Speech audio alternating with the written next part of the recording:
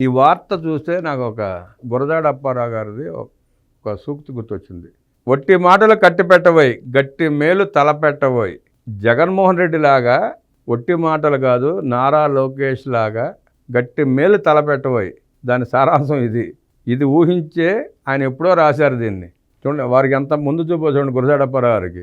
భవిష్యత్తులో జగన్మోహన్ రెడ్డి వర్సెస్ నారా లోకేష్ అనే ఇద్దరు వ్యక్తులు వస్తారు రాజకీయంలో. వీళ్ళిద్దరి గురించి నేను ఇప్పుడే రాస్తున్నానని చెప్పి ఆయన ఎప్పుడో రాశారు. చక్కటి లైన్లు కదా రెండు, చక్కగా సరిపోయినాయి. ఇప్పుడు ఈ యువతకి ఈ రోజున్న రాజకీయ నాయకులు కరెక్ట్గా సరిపోయినాయి. ఒట్టి మాటలు కట్టి పెట్టబోయి గట్టి మేలు తలపెట్టబోయి. 49 కంపెనీలు, 10,000 ఉద్యోగాలు. మార్చి 5, 6 తేదీల్లో అతిపెద్ద కెరీర్ ఫెయిర్. విశాఖ గీతం వర్సిటీలో నిర్వహణ. పోస్టర్ ఆవిష్కరించిన మంత్రి లోకేష్.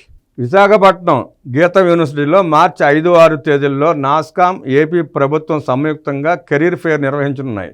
ఈ కెరీర్ ఫెయిర్లో 49 ఐటీఎస్ కంపెనీల్లో యువతీ యువకులకు సుమారు 10,000 ఉద్యోగ అవకాశాలు కల్పించనున్నారు. ఇందుకు సంబంధించిన పోస్టర్ను పార్టీ కేంద్ర కార్యాలయంలో విద్యా ఐటీ శాఖల మంత్రి నారా లోకేష్ ఆవిష్కరించారు. 2024-2025 ఏడాదుల్లో ఉత్తీర్ణులైన నిరుద్యోగ యువతీ యువకులు రిజిస్ట్రేషన్ చేసుకుని ఈ అవకాశాన్ని సద్వినియోగం చేసుకోవాలని మంత్రి పిలుపునిచ్చారు. ఈ పోస్టర్ ఆవిష్కరణ కార్యక్రమంలో NASSCOM chief operating officer doctor Ushmit Singh, national lead Uday Shankar, AP lead Praveen Kumar తదితరులు పాల్గొన్నారు. అర్థమైంది కదా ఎందుకు చెప్పుకున్నామో?